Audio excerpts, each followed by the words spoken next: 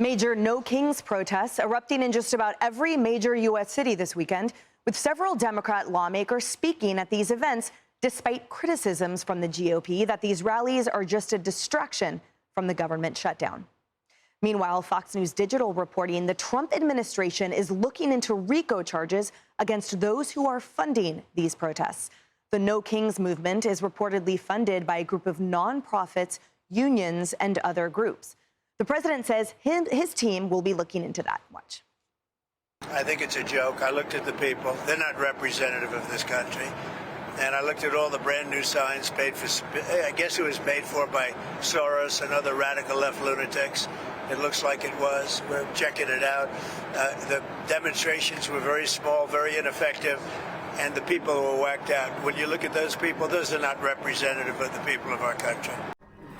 All right, Paul, you found yourself wrapped up in the demonstration here in the city. Talk to us about what you observed. So I was coming back from the hit with Kaylee. She's got their new morning show on Saturday. It's doing very well. I was very flattered to be on. I was walking back, got stuck in traffic, and I jumped out of the car, actually, and I walked into it, and it was very colorful. It was peaceful. So I started taking some photos, a couple of salient points. Number one, the average age was the average age of New York City's July temperature, all right? It was just a Woodstock reunion. All right, that's what the thing looked like, and I'm sorry, that's what it was. And it was uniformly white almost entirely. I mean, there's some, of course not, it's not all, but it struck me that it was all old white hippies. A couple of things also, I think.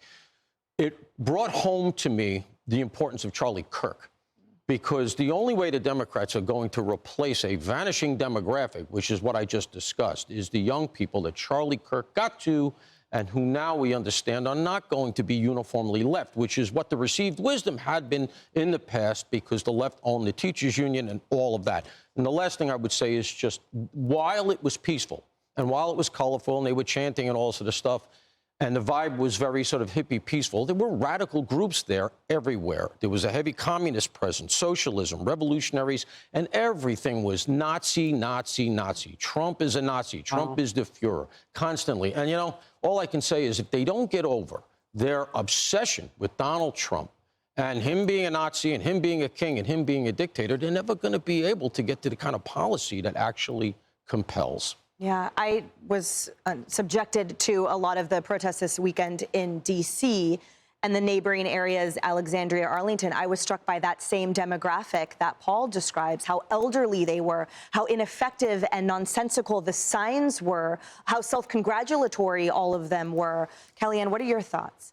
You'd think this group would be so happy about no tax on Social Security.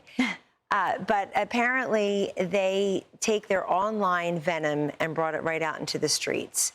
I saw them, too, in a couple of places. I think they are at once pathetic and menacing. I do think there's a dangerous element to them because some of these signs, for example, we just showed one. I want to repeat it. It said, which heals faster, Trump's ear or Erica's heart, referring to Charlie Kirk's widow.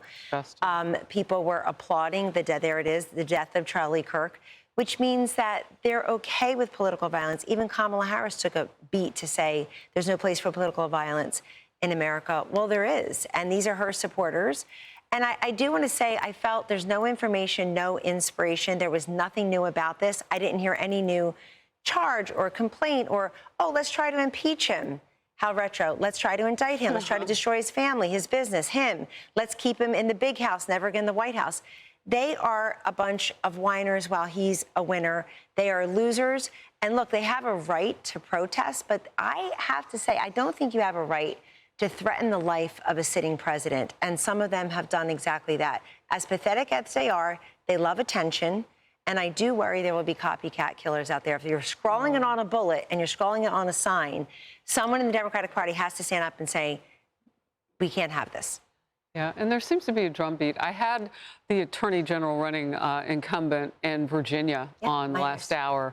And Miaris was telling me, you know, what it was like for his mother who left Cuba and how much this moment looks like that. We talked about an assassination culture. The left seems comfortable with where they are in their messaging, whether they're carrying the flags of assassination culture or not. They're allowing people to do it for them. And I agree with you. I mean, this is an example. Those signs, that's one thing. Who's paying for it? That's another. Alexander Soros is a lot farther to the left we know than his dad, George, ever could be. He's got the purse strings now, and I look at you, Cheryl, and what he does with that money really matters. So those RICO charges, I'm looking to see, is there complicity with that cash? Well, I didn't bring my forensic accounting hat today to the program, but I will tell you this. 200 organizations were the organizers behind this, right? But you know some of these names. Indivisible's the main one. ACLU, Move On, it goes on and on. Open Society Foundation, that is Soros. Did they funnel money to any of these 200 organizations? That takes the accounting, and that's the time I did not have today. I will tell you this, though.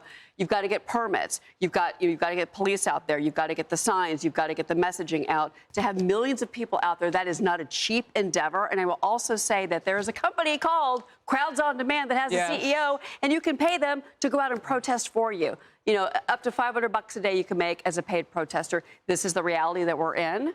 So the question mark is, where did the money come from? Christy Walton, by the way, the Walmart heir, she's one of them. She's put in a few million. So, I can actually speak to Indivisible. That's funded by Soros for this. They did the tech backbone for this entire thing. Ryan Morrow, no relation, did a big report on it. It's been referred to DOJ. That's the RICO you're talking about. Right. I have it up on the opsdesk.org. That's my blog.